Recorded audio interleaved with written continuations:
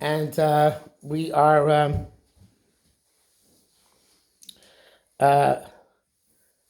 we got, I think, to the bottom of page 38, and now top page 39.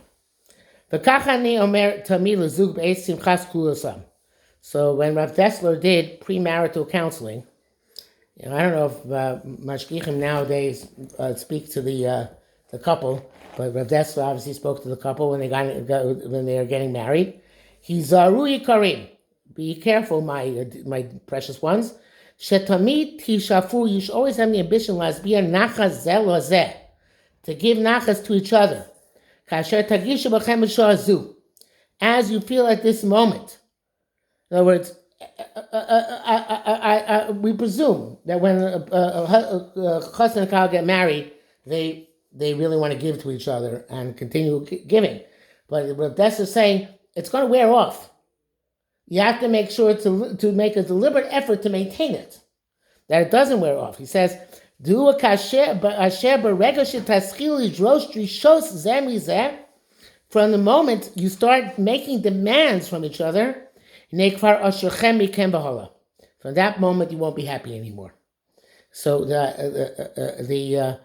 in all fairness, as we see here, Rav Dessler told this both to the man and to the woman, right? He said it's equally upon both of them. I said last week, and I think this is probably true to a large extent, that it's more incumbent on the husband than on the wife. But it is something which applies to both of them. There are people they don't want to get married. Now the truth is that the whole concept today, right? Obviously by goyim, they live together by definition before they get married for several years, right? Almost no goyim nowadays, not from Jews, I shouldn't say goyim. Almost nobody who's not religious waits to live together until they get married, and they're trying each other out. But the very concept of trying each other out is a taking concept. That's why such relationships are always very fragile and fraught with potential disaster. Because if I'm trying you out, that means I'm not committed to you. I want to see what I can get from you, and then vice versa. So therefore, the only if without commitment, without a real commitment, it's both people are taking, and therefore it's not. It's the same thing like he says, after years of marriage, it was just from the get-go. So I really don't know how you go from that situation of living together, where each one wants to enjoy the other one, to a place where you actually have enough giving to get married. That's why I think most marriages fail today. I know most, but a lot of them. So they don't want to get married. They want, in this case, Rav Dessler's now lived in a different generation, but they want to live together. They don't want to get married. They can't separate themselves from this power of taking, which is very strong by them. And the hand of nature won't be able to make them givers. Even for a moment. In other words, some people get married and they understand they have a commitment to each other because they at least want to have, as long as they want to have kids. It says that some people who don't even have that commitment, right? There's so much into taking that they don't want to commit themselves even for them to have kids. They want to just be able to take and take and take. And he says, people who want to have few children, which is a very prevalent phenomenon in our generation, they are from the great takers. They don't even want to give to children. Now, Rav Dessler lived in a time when it was still, you didn't have to pay to send your kids to school, right? So, there are obviously economic reasons why people might not want to have a lot of kids, which don't necessarily stem from being a taker. So I would not be done people so harshly if they decide that they can't afford to have more kids. We of course believe in bitachon, that we trust Hashem, that He's going to keep, even have more kids, He will provide for us. But I understand that people who lack bitachon are going to say, listen, I want to give, I love to give, but I can't pay $50,000 a year for college for more than one kid, or two kids, right? So, which is the going rate for college nowadays. So, but he says, he's talking about the principle. People on principle want to have few kids. It's because they don't want to give so much. They're more interested in taking than in giving. A good connection between husband and wife. When both of them reach that level of giving, then their love will not stop. And their lives will be full of satisfaction and happiness. As long as they're alive. Now, I want to say something which is a little bit hard to. It was a little bit hard for me to say because I don't know exactly how to say it, but I'm going to say it anyway. Which is that, there is obviously in marriage, in order for the other person to give, I have to also be able to receive. In other words, I have to give them the place to give, the opportunity to give. If I receive, and this with the intent, and vice versa, I'm talking about my husband and wife.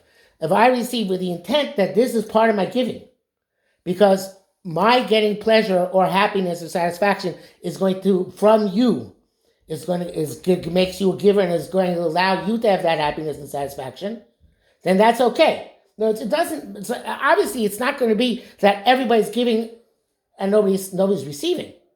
There's between taking and receiving. Taking means I want to get out of it. Receiving means I'm accepting it.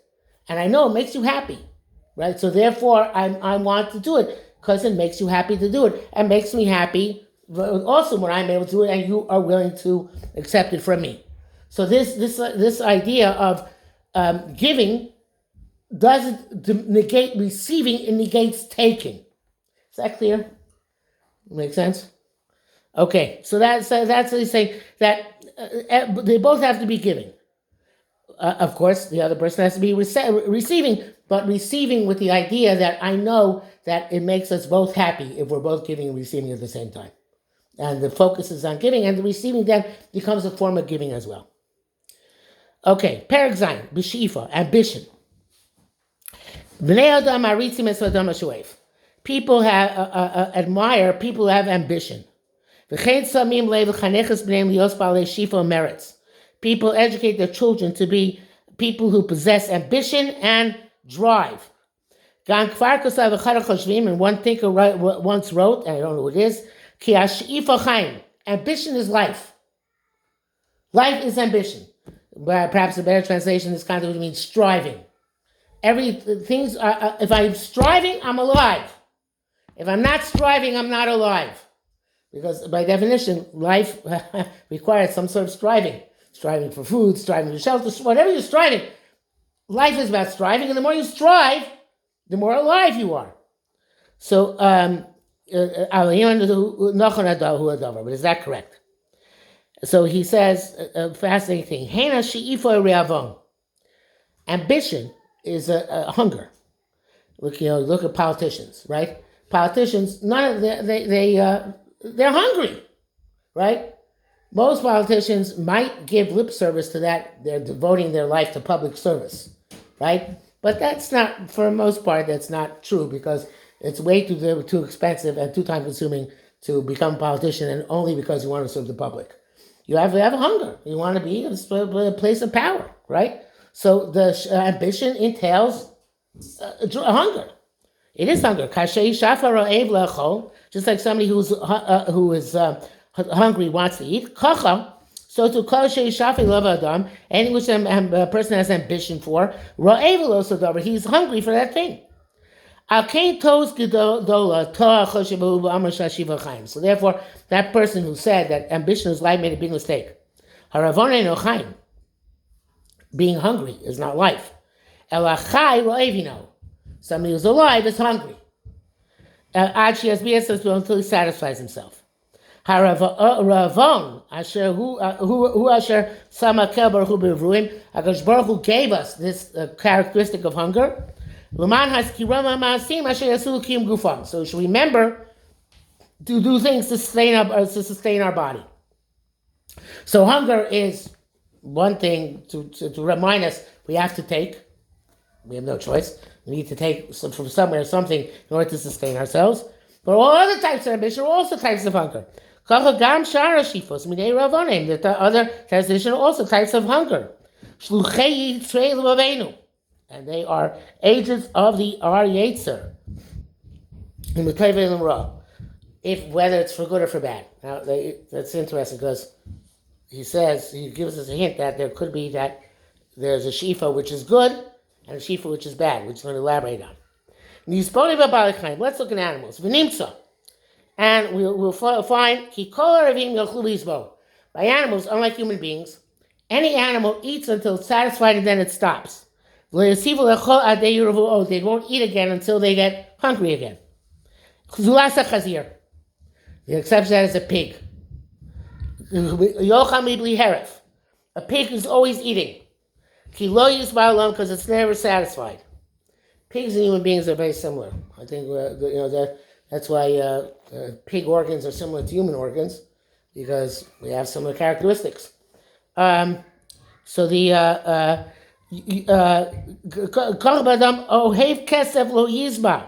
somebody who loves money will never be satisfied. He's hungry forever. This is a terrible sickness. And not just the hunger for money rules us constantly and forever. All material ambitions they're like the ambition to be rich. The more a person satisfies them, ambitions for material things can never be accomplished. Why? Because there's always more. Especially if we're looking at other people, right? There's always what that person has.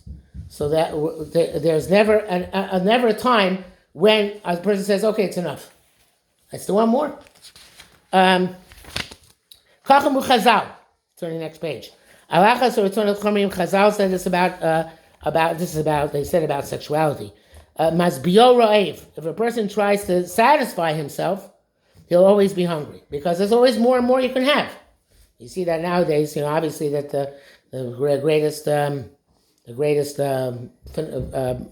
commodity on the internet is pornography because there's no end, right? Once you can't say, that's enough because everybody wants more and more and more. So unless you stop it deliberately, it's not going to stop. The more you're satisfied, the more hungry you get. So let's look at this again. Hashem had mercy on a pig, and the more he added to it hunger, hosipim zonasov. He added to its food supply. Which is available to it anywhere it goes.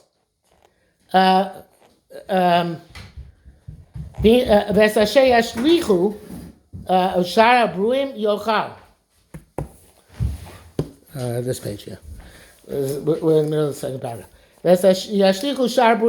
A pig will eat anything which is thrown out from by other people. That's why halacha, you're not supposed to daven in the presence of a pig, because a pig's mouth is considered to be like excrement, because it just eats anything. So therefore, dogs will eat almost anything too. What? Dogs will eat almost anything also. It's true. I don't know. It's a good question. I can't answer that. I guess they particularly associate with pigs. It's a good point. Okay, I can make it because it's also a pig. If you want, then you can see with this the wonders of HaKadosh Baruch Hu. He created a pig. It's a living vacuum cleaner to vacuum up the refuse that it shouldn't be seen in the world. Alkena so Rav Tadir, that's why he made it constantly hungry. Leman Yerbeh Masa and so pig is constantly cleaning up.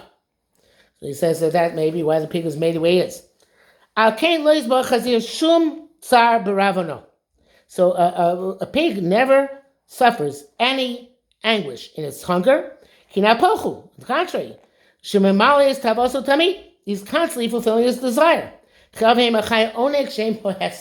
The life of a pig, until it's killed, is a life which has ongoing pleasure, right? Because its food is always available to it, no matter where it goes, and it eats anything. So that's unfortunately not true about human beings. Not for human beings who are hungry for the desires of Yetzirah. Love, that which you have ambition for, is very distant from him. Milchama kveda, it's a heavy war. Merit's right requires a lot of effort. Yilcham, a person fights, until he gets even to part of his ambition. If a person lives a long life, you won't achieve half of your ambition. Chazal said, a person doesn't leave this world even with half of his desire fulfilled. Worse. We're not just hungry because we lack at the moment. We're hungry also on our fear that at some point in the future we won't have enough.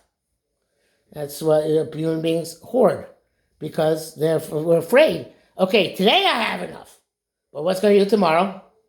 So therefore, everybody is not just satisfied. Even they reached enough today, even it's enough for this year, even for this decade. What's going to happen later on? How am I going to? What am I going to do then? Which is possible, might happen in the future. And it doubles his great hunger. He has a person's concern at all time. Even for time, so people can be concerned. What am I going to have when I'm 90 years old? It's quite questionable if a person's going to reach the age of 90.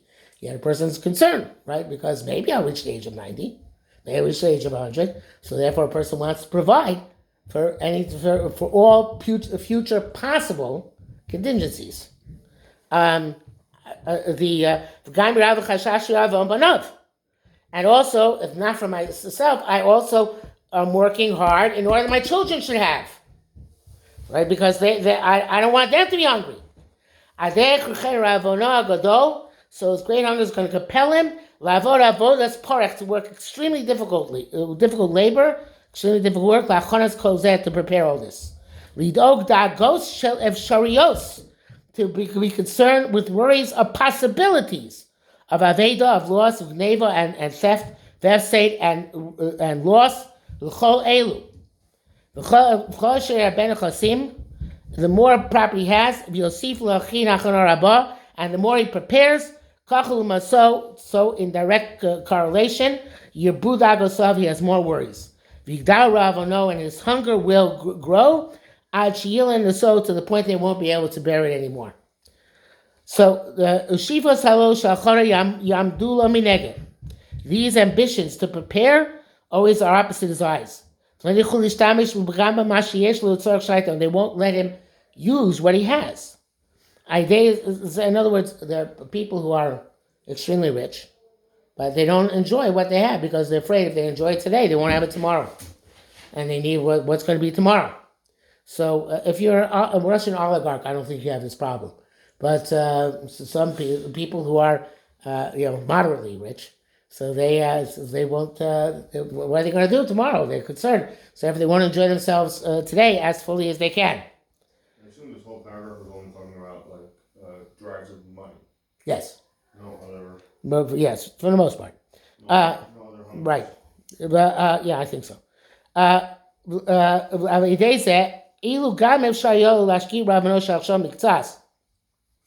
So through this, even if it was possible for him to quiet down his hunger of right now a little bit. These ambitions won't leave him alone. He's going to have this terrible hunger on all sides until he dies, hungry and tired out. And it used to be, nowadays it's a little bit better. It used to be people used to get to 65, retire, and die within the next 2 or 3 years. The Social Security system was based on an assumption, right? That's why it's in trouble, because they assume you'll work till you're 65 and then drop dead shortly thereafter. And then you don't need that much Social Security, and there's more money for the people who happen to survive longer. As lifespans went up, it put the Social Security system into danger of insolvency like it is today, because more people are living and collecting. But there used to be, you finished with working, you got your gold watch when you retired, as the metaphor goes, and then, you had a few months, few years, and then you died. So that, what do you get out of life? After you finish working, there's nothing left. So people have can have this tremendous drive to accumulate and amass, and they never get a chance to enjoy it. Livnei, here it's the next, the mashal he gives here is so depressing. Livnei shanim harbe, many years ago, when I was traveling in the northern lands. I saw a pack of hungry wolves. They were running around and looking for food. They found a carcass of a small animal, which is cast in front of them on the way. All the wolves jumped on it. With great drive and energy. But they couldn't eat it. Why? Each one jumped on his friend's back. Pushed them away, not leaving a place. And they bit each other. And they fought with each other. So they were all wounded. And their blood flowed copiously. They kept on fighting. To all of them relying on the snow out of strength. Only a few of them, the most mighty among them, they managed to sink their teeth into the carcass. But a moment passed. They also compete against each other. And they went back and started hitting and biting each other. Biting and wounding until one was left who was triumphant. He grabbed the carcass, what was left of it, and he fled. I looked at this. I saw the victor running at a distance. The whole way he was running was full of blood. From the wounds, many wounds which his friends wounded him in his fight to victory. I said in my heart, okay, fine, cost him a lot of blood. At least he'll satisfy his hunger. And on this wolf, the lone wolf who was successful, with his soul he brought his bread. And then I looked at the other ones. Their wounds were much worse than the victor's wounds. The mamavad, the blood was lost. The strength was sapped for them.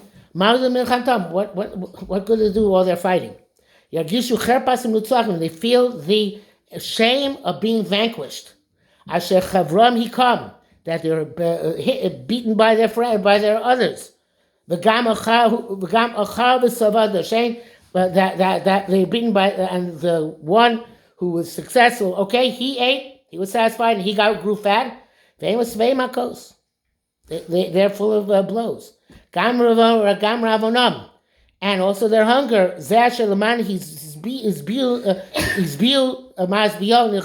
That for which they wanted to satisfy, for that they fought. It's as strong as it was at the beginning. And now when I came to write this chapter, to talk about the hunger if somebody has desires for material success, or material acquisitions. I remember the story. It's like people. The people who are successful in competition, even the person who's successful, who wins. But in football, my wife was saying yesterday, she doesn't understand. They sing the Star Spangled Banner, and then they go out and they bash each other's head and cause each other permanent brain injuries. So that so even the winners, they're turning their brains to mush, right? So even the victor comes out with this terrible being wounded and sometimes destroying their lives. Patuahu is wounded, choles, sick, oyev, tired, yageh, and exhausted. And even that which he won, it's not really worth anything to him. Because okay, he got for today a carcass. Tomorrow to get it up and get another carcass. You're bad, and even he's always going to double and expand. Kamur. Now that's the victor. What about the other people? And this is the problem with our society, with our economic system. Most people lose. In competition, most people lose. I don't know what percentage. I think the overwhelming number of restaurants fail. The overwhelming number of small businesses fail. Because it's a competition and very few people can succeed. And therefore, most people are left, they competed, and they lost, and they owe money, and they broke, and they can't support themselves. So what do you do? How is a person supposed to, except for that one person, the Bill Gates or the Howard Schultz or the whoever else. Musk. What? Elon Musk, right? Yes, there's one person at the top. Even they suffer. Even they have to go testify in Congress, right, and suffer those bizyonis. But okay, let's say, but everybody else underneath him looked like when Elon Musk took over Twitter. So just cut, right? It's the way our system works is most people lose out.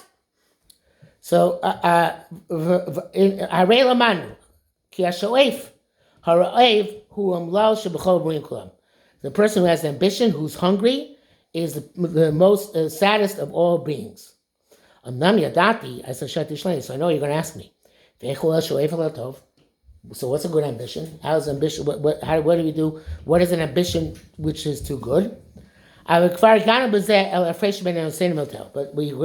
now we've gotten to the difference between somebody who gives and somebody who takes. Between ambitions to give, ambitions to take. For that he's going to speak about in the next paragraph. Now, at this point, obviously he's going to speak about it more, but at this point, capitalism looks very bad.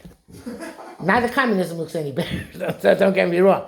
I don't forget to say capitalism is the least bad of all the bad systems. Or democracy, I think they said about. But in any event, in capitalism, it's based on competition by definition. I got in trouble once in an MTA when I was teaching there. I said when I came out against competitive sports, right? Because in competitive sports, they're always losers, right? And the people who lose, they don't feel so good about it. It's not as if they feel, okay, I lost, but it was a good fight. It doesn't really usually work that way. So the sportsmanship is a nice thing, but it doesn't make you feel that much better. So the point is, certainly in having a league competition. So if you're in a professional league, so then you get the money. Right. So the money is what makes it all worthwhile. But if you're playing for the Rockland Boulders, you're not getting any money, right? So then all the people who lose out there, they're not getting the money, they're not getting the covet, not getting anything, and most people lose. So that is a problem with competition in general. How are we supposed to deal with this? That on the one hand, our system is based on competition, yet on the other hand, if it's based on competition, most people lose. Why is losing in a competition necessarily a bad thing? Because if you lose in a competition, Obviously, you want to win that, right? I understand the competitive nature. Yeah, I feel good at your loss. Me, the winner. Well, you don't necessarily I feel good good. at it. I won. You didn't. There's still lessons that everybody takes out of it. Otherwise, you get to the point where it's What lesson you take out it's of space losing? and What lesson you trophies. lose? What lesson you get? I was Either it's what to do better, or when I was a young. I have a lifelong hatred of basketball. That's because when I was in 6th grade, I was on the Young Israel West Hempstead team, and on the Young Israel West Hempstead team, as a overweight, incompetent athlete, I spent all my time on the bench. I didn't gain anything from that, not a thing. And I for my whole life, I hate basketball as a result. That I got from it. So ultimately, the lessons of like determination and trying things. no, I didn't. There was no less determination. I couldn't try. They didn't let me try. They left me on the bench. Well, in professional sports, I mean, there's at the end, like you can see who plays well and who doesn't. You do gain something out of it. Meaning, if somebody makes it that far in a team that's but they lose at the end of the day, but you see certain skills or things that come out of that. Yes. There are Improve yourself. Yes, there are certain people who will be able to improve themselves as a result of losing, and from the agony of defeat come to the thrill of victory. But it's rare. Right. It's very rare. No, what I mean to say is when you're pushed up against the wall, there's certain things that you're able to do or contribute better than when you're just playing. Competition there is a certain extent to which competition does build character. But for a lot of people, it just builds depression. You're not convinced, right? Again, I think I'm a talking about participation professional trophy sports. is even worse. What? Like I said, they're getting paid at the end of the day. Oh, well, the professionals, yeah, that's fine, yes. The other option is to make everybody a winner, and then nobody wins. No, that's a good question. Communism. That's a good question. So how do we, communism, everybody loses, it's not the same thing. Yeah, if a communism, everybody won, then communism would be great. But communism, everybody loses. Everybody loses. At least it's fair. Right? At least it's fair, right? The sport itself is what's enjoyable about competition, even if you lose. Is that true? You have a whole season, right? So they played football. They won 16 out of 19 games. All those 16 games, they felt great. I think a kol holech achar gamar. Everything follows the I end. think the Eagles didn't have a good season. They enjoy every game. And They're they not win. going back. You don't win, you're done. Yeah. You don't win, you're Okay, done. but that's And don't get into that conversation. It's worse also. Okay, but They that's lost the people who World are getting Series, paid too. real money. So take local leagues Yeah. where. By the way, the losers in the Super Bowl, they get paid lots of money too, right? Yes. Yeah, so that's fine. Yeah. So forget that. Take let's say. They're really entertainers. They're not playing. Let's take something like, say, the flag football leagues that a lot of people play in, where there's no money in winning. Yeah, if you're playing just for the fun of it, right? That's okay. But the point is that if you identify your yeshiva with whether the MTA Lions win or the TABC whatever Bobcats win, whatever their name was, so then that's a very bad thing. Because then, first of all, the people who lose, they feel they're losers. They're not doing it for fun. They're doing it because they want to compete with the other schools. They'll still play again the next year. And then they'll lose again. But there's still some sort of character that it builds. Right. That builds work ethic. It you builds. still gain from it. There is. I think there's some sort of other skills that you will take. For the rest It may of your life bash your from it. confidence for a little bit, but if you're able. That's to, why I'm giving the mushroom my basketball. Never built anything for me. If anything, you turn me. What? I think you gotta give it another shot. Yeah. You don't know what the outcome would have been if you never would have played. You don't know if we'd still be here today, Yeah. or in this exact. Yes. Anyway, obviously he's going to speak about positive ambition. That's something which we'll come to. But in the meantime, the competition. If you take the muscle of the wolves, and in the outside world, the muscle they use is they call competition a rat race. But Right. So they're not. It's not. They're not pleasant metaphors which they use for that. But even competition in business, you may not be as rich as that person, but you'll be rich. Again, most restaurants fail. Restaurants. I'm saying But other they businesses. might have failed after 10 years, which means for 10 years people were I making think- promise on paying their bills. Most fail within the first 2 years.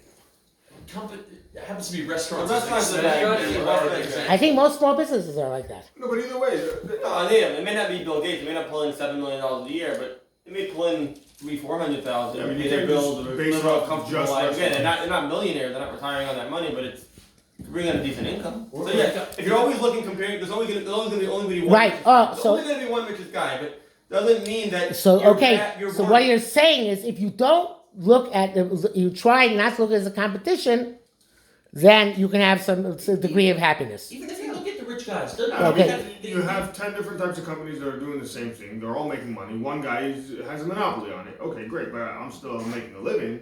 If that's the case, but like I said, very often it doesn't work that way. A lot of people are not striving to outbeat that person either. Ben Shapiro says all They're the time. that striving all to be these- successful, not as successful. They know they're not going to get there. Ben right? Shapiro says the difference, the income inequality. People, the income inequality says even between someone who's making $7 million a year and Elon Musk or Bill Gates is a lot more inequality than that guy making $7 million to a minimum wage worker. It just is. A much larger spread from $7 million to $200 billion than from $7 million to $10 an hour.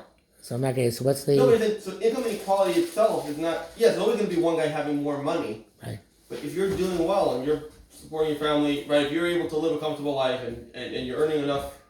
Yeah, but we know that most people have struggle That's because most people are also trying to live Yeah. at the end of it. because And our that's for me. because but I don't think that's the case. I think because our society rewards people who are entrepreneurs, who are competitive, so therefore the people who are not as competitive they lose out. Absolutely. The But that doesn't mean that there's no opportunity. There is opportunity, but the question is. That doesn't mean that also people are not. That's why I am very much pro welfare and those other things, because in any society like ours, which is based on competition, most people are going to be losers. So most people are going to be losers. It's not fair for you to say that okay, they're going to be losers, but I'm not responsible for them. No, but the Of course, you're responsible. But the flip The side- system benefited you. No, then the flip side is that no one wants to work. What? Then no one wants to work. There's a separate question. There's a It's a balance. separate question. Go Yes. back to what you said about most people losing. Most people who have a successful business might have failed at a handful of businesses before they got. Most people are not entrepreneurs. That's true too. Okay, Most so they're are. never going to be as successful. Most people are salaried workers or less. Agreed. Yeah, You say as successful, okay, but and won't be again, with 50,000 with yeshiva tuition. They'll never be So successful the at all. restaurants failed. So where all the waiters went? They went to the next restaurant that opened up down the road, and now they're waitering there. Yeah, it may well be The person who failed right, but then was the times when eventually you can't find a job, whatever the case may be. You have to. The society has to support you because the people who benefit the competition should support those who inevitably have to fail the competition. We're paying $1 an egg. Okay, I've kept you that long enough. Next, to be continued next week. This paragraph really